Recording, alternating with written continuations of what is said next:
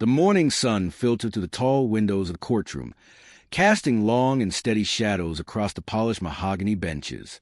There was a solemnity in the air, the kind of quiet that precedes a storm of emotions and legal reckonings. The bailiff stood tall, his voice resonating with authority as he called the room to order.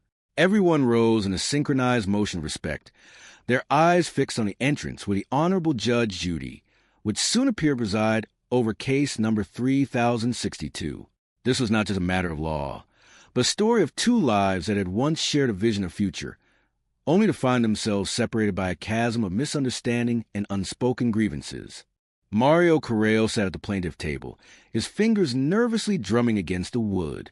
He was a man of experience, a businessman who had built a life for himself on Marco Island. Opposite him sat Deidre and Weiser, composed and resolute, representing the life he had once hoped to cherish. The case was simple on paper, a claim for stolen property and unauthorized credit card charges. But as the judge took her seat and commanded everyone to be seated, it became clear that the history between these two individuals was written in the ink of broken promises and the complex dynamics of a relationship that had moved too fast under the shadow of a global pandemic. The judge looked down at the documents before her sharp eyes piercing through the legal jargon to find the human truth. She began by tracing the origins of their story back to the year 2020. It was a time of uncertainty for the world, yet in the midst of it, Mario and Deidre had found each other. At the time, Deidre was living in Ohio, raising her 14-year-old son. Mario, seeking companionship and perhaps a partner for his ventures, had proposed a radical change. Within 3 or 4 short months of meeting, the decision was made for Deidre and her son to relocate to the warm, salt air Florida. As the testimony unfolded, the timeline became a point of gentle contention. Mario remembered the move occurring by the fall of 2020, perhaps in September when the school year began. However, Deidre corrected the record with a firm clarity, stating that they had actually arrived in August of 2021.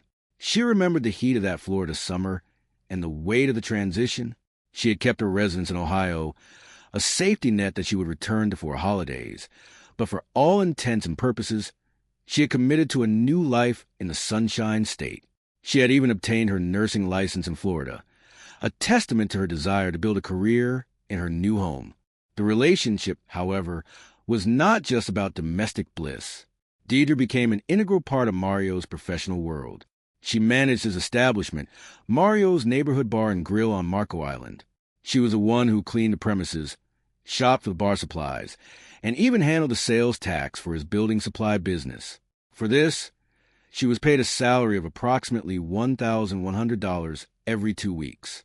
Mario had even provided a Jeep for her use, making the car payments and covering the insurance, though the title remained in her name. It was a life of mutual support, or so it seemed on the surface. The core of the dispute centered on the events of March of 2023. Mario had left for Maryland on a business trip to collect some equipment. When he returned on March the 12th, he found the home significantly emptier. Deidre had moved out, taking her son and several items from the residence. The air in the courtroom grew thick with tension as the judge questioned Deidre about the items she had removed. Deidre spoke with a voice that was both defensive and weary. She acknowledged taking bed linens, specifically 1 king set, and 3 sets of towels, which included washcloths. She admitted to taking a set of silverware, a toaster, and a pizza pan.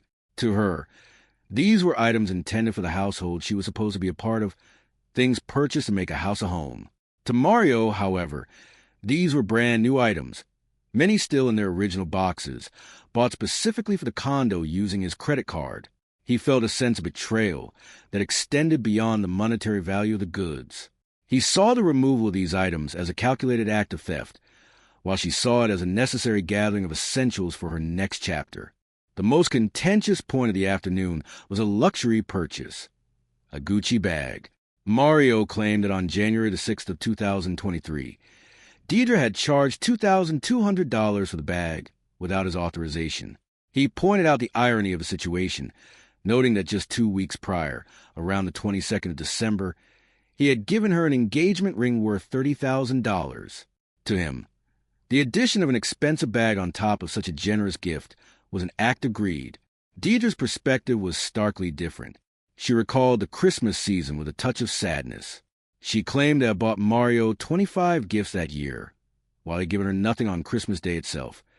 The engagement ring having been given a few days earlier, she argued that she had texted him about the bag, and that he had eventually given his verbal consent while they were at the building supply company. She even claimed to have opened the beautifully wrapped box in front of him in the bar staff, where he had joked about the purchase.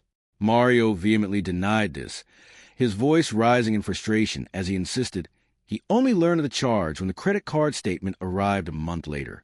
The judge, ever the seeker of concrete evidence, scrutinized the text messages. While Deidre had sent a message expressing her desire for Bag, there was no written confirmation of Mario's approval. The narrative of their final days together revealed a growing discord. Mario had imposed a curfew of 11:30 at night, a rule that chafed against Deidre's desire for independence, especially while her son was away on spring break. She spoke of being locked out of the home and having to enter through the garage, a moment of desperation that led her to seek shelter elsewhere. It was during this tumultuous period that Deidre met a new man at a country concert on the island. He offered her and her son a place to stay, and within 6 months, he had become her new fiancé, taking over the payments for her car and supporting her as they traveled for his career. This quick transition seemed to sting Mario more than the loss of the toaster or the pizza pan. He felt replaced, his generosity forgotten in the wake of a new romance. As the proceedings drew to a close, the judge demanded a clear accounting of the costs. Mario, a man who admittedly knew little about the price of linens or silverware, struggled to provide the specific receipts the court required. He spoke of Venmo transactions and Amazon orders, but the lack of preparation hindered his claim for the smaller household items. The judge, maintaining her strict adherence to the burden of proof, made a swift and final ruling. The court awarded a judgment in favor of the plaintiff for the amount of $2,200, the cost of the Gucci bag, as it was a luxury item for which no clear authorization could be proven. The other items, the towels, the sheets, and the kitchenware, were discarded from the judgment due to the lack of specific valuation provided by Mario. As the gavel struck the bench, signifying the end of the session, the two parties prepared to leave. Deidre felt a sense of relief, though she still believed Mario's actions were rooted in a desire for control. Mario, on the other hand, felt a bittersweet victory.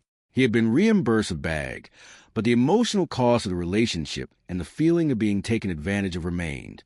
In the hallway outside the courtroom, the echoes of their shared history slowly faded.